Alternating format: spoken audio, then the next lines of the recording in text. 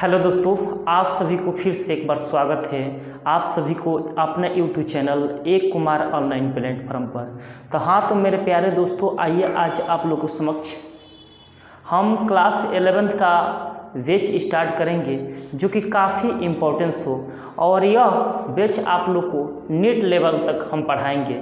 जितना भी previous years में नीट का क्वेश्चंस आ चुका है वो सारे क्वेश्चंस का भी आप लोग को समक्ष सॉल्यूशंस कराएंगे।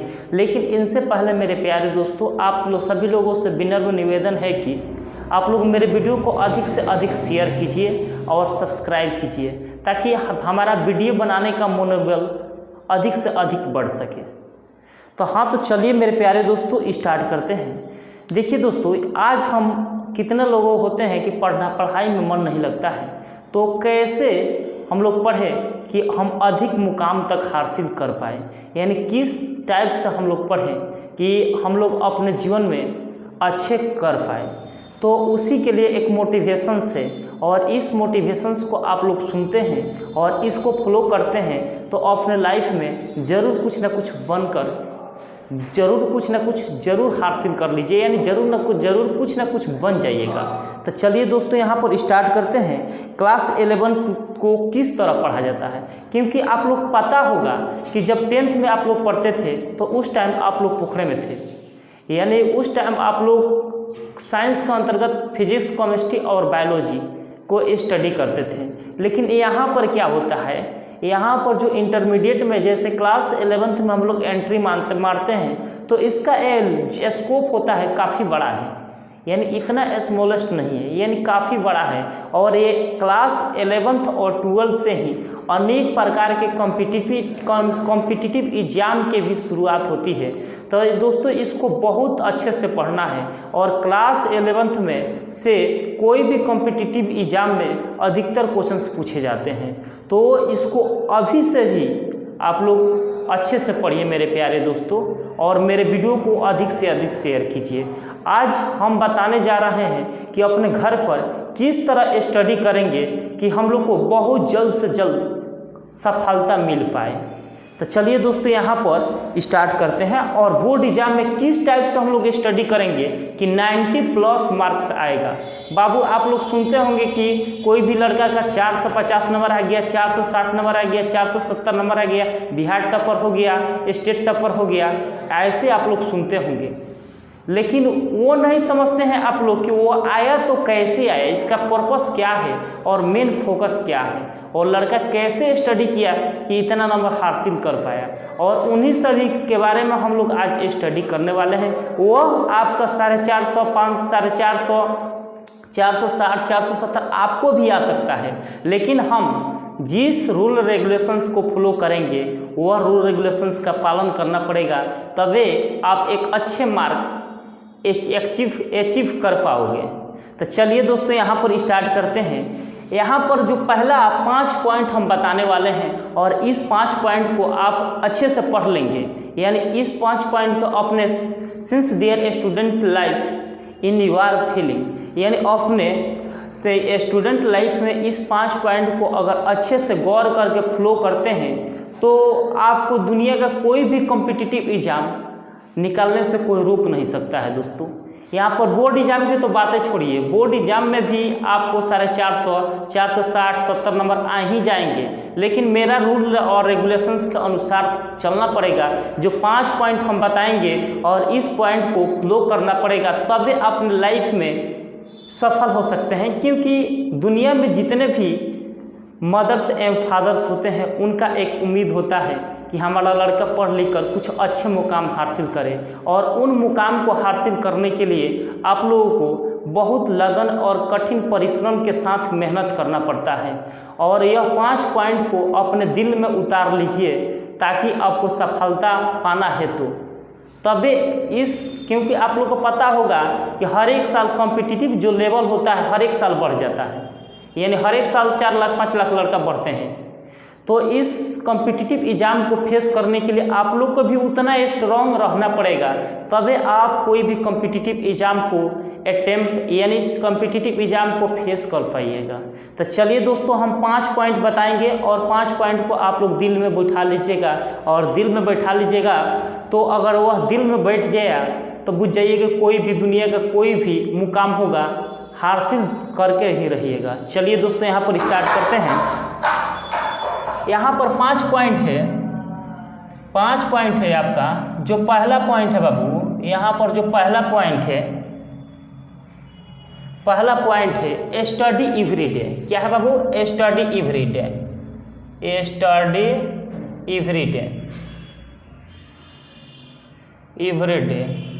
क्या है बाबू? Study everyday. जब भी हम मान लेते हैं साइंस के अंतर्गत 5 टॉपिक्स आता है, साइंस के अंतर्गत 5 टॉपिक्स आता है, जिसमें फिजिक्स होता है, केमिस्ट्री होता है, बायोलॉजी होता है।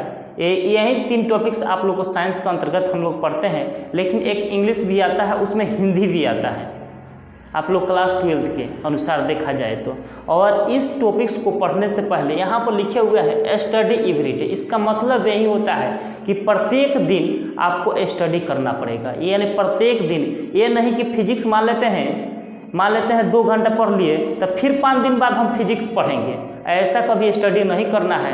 यानी स्टडी करना है, क्योंकि आप लोग जानते हैं बाबू कि 5 सब्जेक्ट के कॉम्बिनेशन से एक मार्कशीट का निर्माण होता है, आप लोग जानते हैं। तो क्या एक सब्जेक्ट 5 घंटा पढ़ने से क्या आप सक्सेस हो पाइएगा?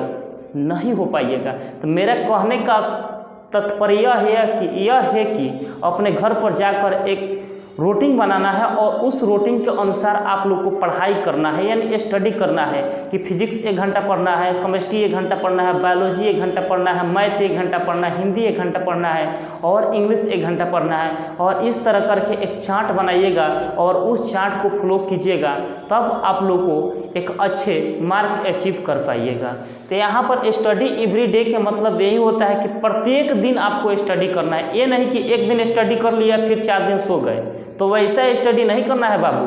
अब चलिए दोस्तों, यहाँ पर स्टडी एवरीडे का मतलब क्या होता है? प्रत्येक दिन आप लोग को स्टडी करना है, वो भी टाइम टेबल के साथ। और दूसरा का पॉइंट होता है बाबू, दूसरा का पॉइंट होता है रीड टेक्स्ट बुक। क्या होता है बाबू? Read textbook, read textbook, text book,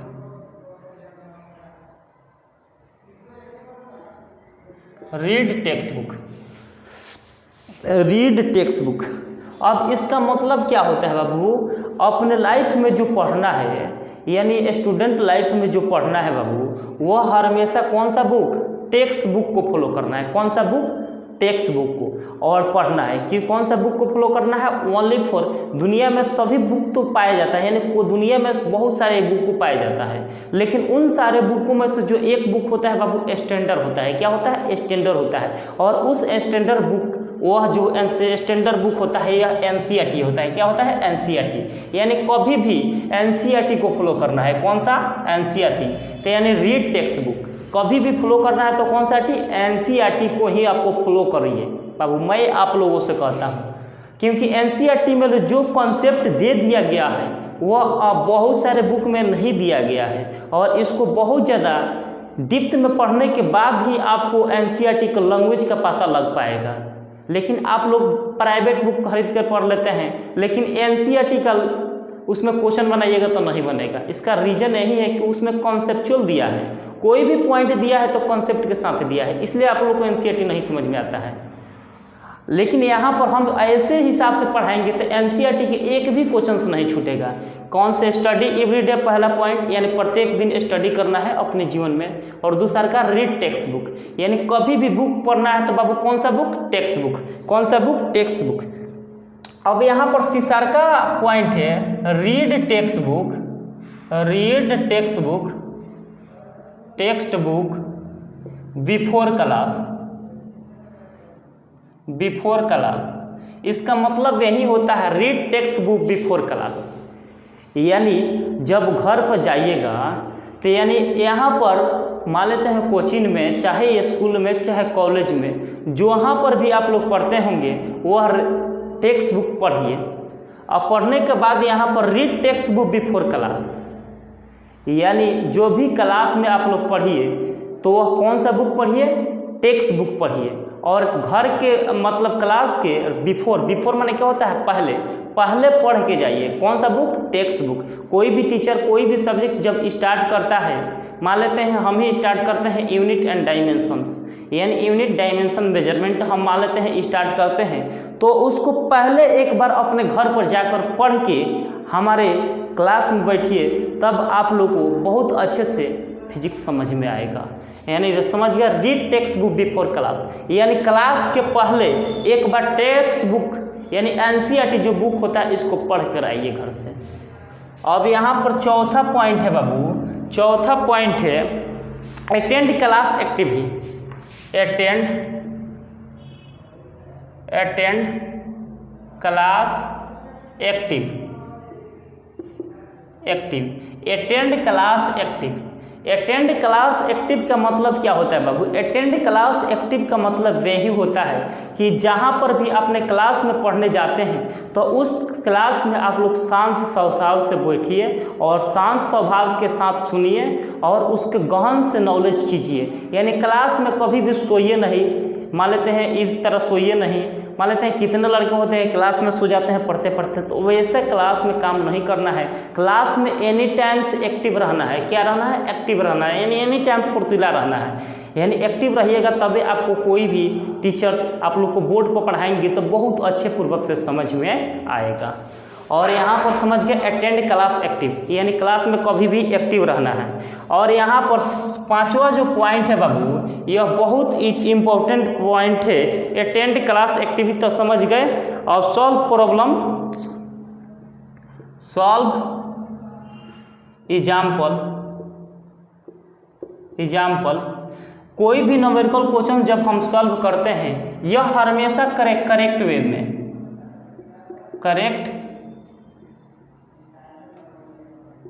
correct way का मतलब क्या होता है बाबू? करेक्ट वे का मतलब यही होता है कि आप लोग जो भी न्यूमेरिकल सॉल्व करते हैं वह हमेशा पॉजिटिव थिंकिंग के साथ इसको सोचिए तब सॉल्व कीजिए। यानी इसको कभी भी न्यूमेरिकल सॉल्व कीजिए तो करेक्ट वे में, यानी शुद्धता के साथ उसको सॉल्व कीजिए, तभी आपको फिजिक्स का न्यूमेरिकल समझ में आएगा। यानी पांचवा पॉइंट को क्लियर कर लिया। अब छठा पॉइंट है लर्न फिजिक्स मोर।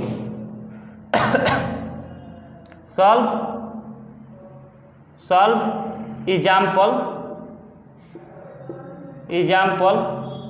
मोर, लर्न फिजिक्स मोर।